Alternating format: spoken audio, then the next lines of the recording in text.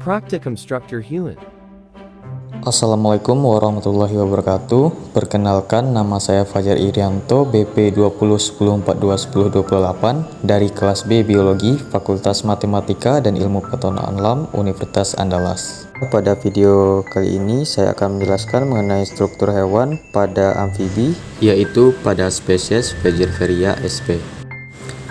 Berikut adalah proses pelumpuhan sampel pada spesies Faecerveria sp dengan menggunakan alat suntik yang telah diberi alkohol sebanyak 96%.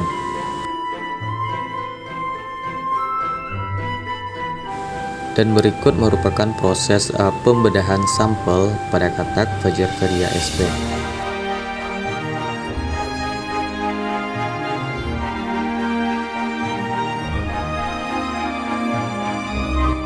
Baiklah, mungkin sebelum masuk kepada pembahasan, di sini saya ingin mereview kembali mengenai amfibi.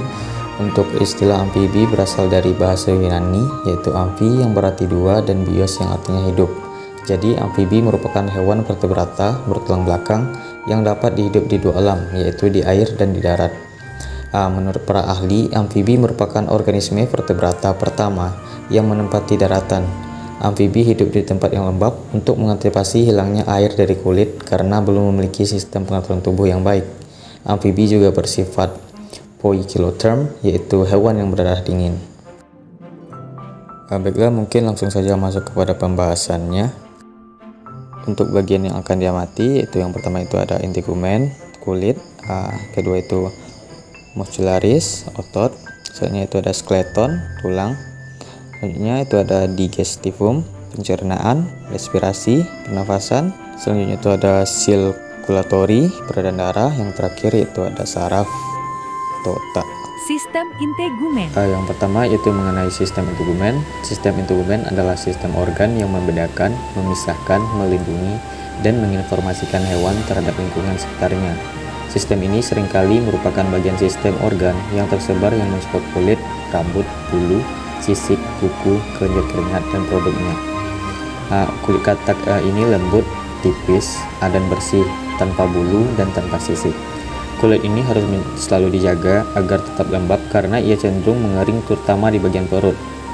Keadaan tersebut memungkinkan terjadinya pertukaran gas, bahkan walaupun mereka memiliki kelenjar lendir yang membantu menjaga kelembaban. Katak harus tetap hidup di daerah lembab. Kulit katak berfungsi untuk melindungi diri dari predator dan memiliki kelenjar racun yang mengeluarkan zat yang tidak nyaman dan bahkan bisa beracun. Sistem muskularis. Sistem selanjutnya itu sistem muscularis atau otot, yaitu terdiri dari otot halus, otot lurik, dan otot jantung. Dan juga terdapat otot daging. Pada otot daging ini secara umum dibagi atas dua kelompok yang berlawanan. Pada di bawah ini akan disebutkan tipe-tipe umum dari daging dengan model aktivitasnya masing-masing. Yang pertama itu ada flexor. Flexor ini mengikat satu bagian dengan bagian lain.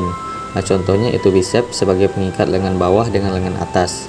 Selanjutnya itu ada extensor, yaitu meluruskan atau memperluas satu bagian. Contohnya itu triceps, meluruskan lengan bawah pada lengan atas. Selanjutnya itu ada abductor, yaitu menarik suatu bagian menjauh dari sumbu tubuh atau anggota. Contohnya itu deltoid, yaitu menarik lengan ke samping. Selanjutnya itu ada adduktor, yaitu menarik satu bagian menuju ke arah sumbu tubuh. Contohnya itu atianus dorsi, yaitu menarik lengan ke atas dan kembali. Selanjutnya itu ada depressor, yaitu menurunkan satu bagian. Contohnya itu depressor mandibular, yang itu menggerakkan ke bawah rahang bawah untuk menggerakkan mulut. Selanjutnya itu ada levator, yaitu mengangkat atau meninggalkan suatu bagian. Contohnya itu masseter, yaitu mengangkat rahang untuk menutup mulut kembali. Selanjutnya itu ada rotator, yaitu memutar suatu bagian. Contohnya itu primordius, itu untuk meninggikan dan memutarkan femus. Sistem skeleton. Baiklah, selanjutnya itu sistem skeleton atau tulang.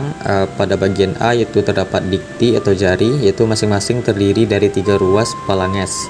Pada bagian B itu antebrachium, yaitu lengan bawah, yang terdapat tulang radus dan ulna. Selanjutnya itu pada bagian C itu adalah tulang punggung. Untuk bagian D itu adalah branchium atau lengan atas yang disokong oleh tulang humerus. Untuk bagian E itu manus atau telapak tangan. Untuk bagian F itu femur, paha yang disokong oleh tulang femur.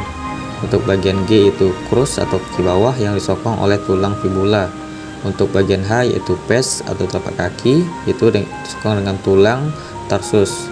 Untuk bagian I yaitu digiti, itu terdiri dari 5 buah yang mempunyai selaput renang yang disokong oleh tulang palages. Sistem digestivus. Selanjutnya itu sistem digestivus atau pencernaan. Pada sistem pencernaan dimulai dari mulut. Dari mulut makanan melalui faring, kemudian esofagus menghasilkan sekresi alkali, yaitu mendorong makanan masuk ke lambung. Di lambung makanan dicerna dan diproses dengan enzim. Lambung juga menghasilkan asam klorida untuk mengasamkan makanan. Kemudian makanan masuk ke dalam usus melalui piloris. Kemudian sari-sari makanan masuk ke hati yang besar terdiri atas beberapa lobus dan bilus, yang kemudian ditampung dalam kantung empedu, kemudian menuju ke rektum, kemudian dikeluarkan melalui kloaka. Tersebut dicerna dan kemudian masuk ke usus untuk diserap nutrisinya. Sisa makanan tersebut dikeluarkan melalui kloaka. Untuk fungsi organ pencernaan katak, yang pertama itu pada rongga mulut, cavum oris itu dilengkapi dengan gigi berbentuk kerucut dan berbentuk V, dengan terdapat bagian bawah rahang atas dan rahang bawah. Di bagian rongga mulut terdapat lidah yang berfungsi untuk menangkap mangsa serangga kecil yang dibasahi dengan air liur atau salivananya. Fungsi dari rongga mulut untuk melindungi bagian gigi, lidah, dan juga bagian awal masuknya makanan. Yang kedua yaitu kerongkongan atau esofagus, kerongkongan pada katak pendek. Fungsi dari esofagus adalah sebagai pengantar makanan dari cavum oris untuk menuju makanan masuk ke dalam organ petrosulus. Biasanya di dalam esophagus juga menghasilkan ekskresi alkalis. Lambung fen berbentuk kantung yang bila terisi makanan akan melebar. Dinding lambung pada katak meremas-remas makanan sampai hancur dengan bantuan enzim yang dihasilkan lambung. Gerakan ini disebut dengan gerakan peristaltik. Selanjutnya yaitu pada lambung atau ventriculus. Pada lambung itu berfungsi sebagai penyimpanan cadangan makanan.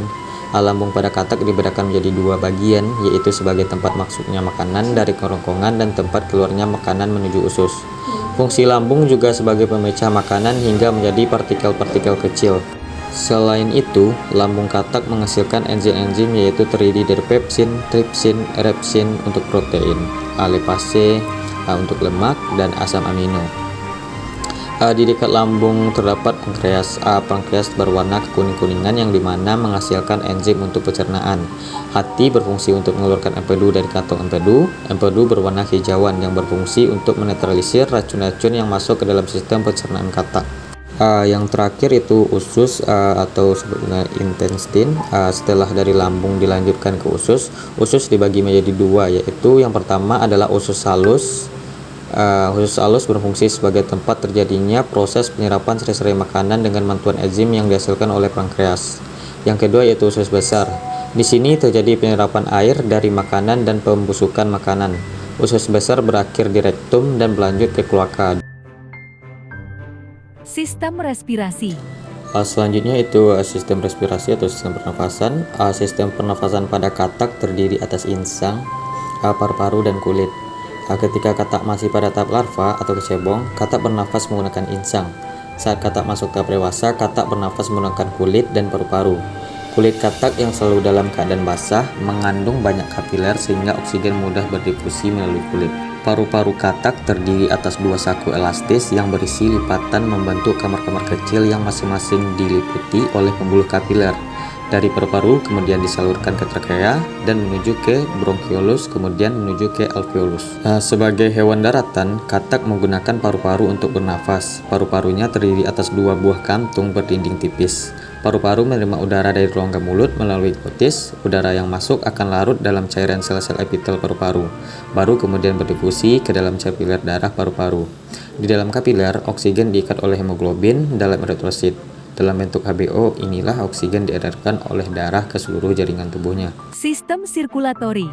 Selanjutnya itu mengenai sistem sirkulatori atau sistem peredaran darah. Katak memiliki sistem peredaran darah tertutup dan ganda. Jantung yang dimiliki katak terdiri dari 1 ovarium kanan, 1 atrium kiri, dan 1 ventrikel. Selain itu, katak memiliki satu organ bersama sinus venosus. Sinus venosus ini adalah saluran penampung darah dari pembuluh yang akan masuk ke atrium. Jantung pada katak akan selalu dialiri darah yang mengandung oksigen dan karbon dioksida. Mekanisme peredaran darahnya adalah darah yang dengan kandungan oksigen dari paru dan kulit akan mengalir ke atrium kiri, sedangkan darah dengan tingkat oksigen rendah akan disalurkan sinus venosus ke atrium kanan. Darah yang ada di kedua atrium ini akan mengalir ke ventrikel untuk diolah kembali. Di dalam ventrikel akan terjadi pencampuran antara darah dengan kandungan oksigen tinggi dengan darah yang kandungan oksigennya rendah. Setelah berada di ventrikel, darah dengan kualitas oksigen tinggi akan diedarkan ke seluruh tubuh, sedangkan darah yang masih rendah, oksigennya akan kembali menuju paru-paru sampai mendapatkan oksigen. Sistem saraf. Sistem selanjutnya itu sistem saraf atau otak. Pada katak itu terdiri atas otak besar, otak kecil, otak tengah, dan terdapat juga pusat penciuman serta pusat penglihatan. Sistem ekskresi. Selanjutnya itu pada sistem ekskresi. Sistem ekskresi pada katak memiliki organ ekskresi utama yaitu ginjal. Fungsi ginjal pada amfibi yaitu untuk menyaring darah dan zat-zat sisa seperti garam, mineral, dan lainnya yang tidak dibutuhkan oleh tubuh. Setelah difiltrasi oleh ginjal, maka zat-zat tersebut akan keluar melalui kloaka dalam bentuk urin dengan proses urinisasi. Pada katak jantan, saluran ginjal dan saluran kelaminnya itu menyatu, sedangkan pada katak betina tidak. Demikianlah penjelasan mengenai sistem-sistem pada amfibia. Terima kasih telah menonton. Mohon maaf jika terdapat kekurangan dalam video. Saya tutup dengan wabillahi taufik wal hidayah. Wassalamualaikum warahmatullahi wabarakatuh.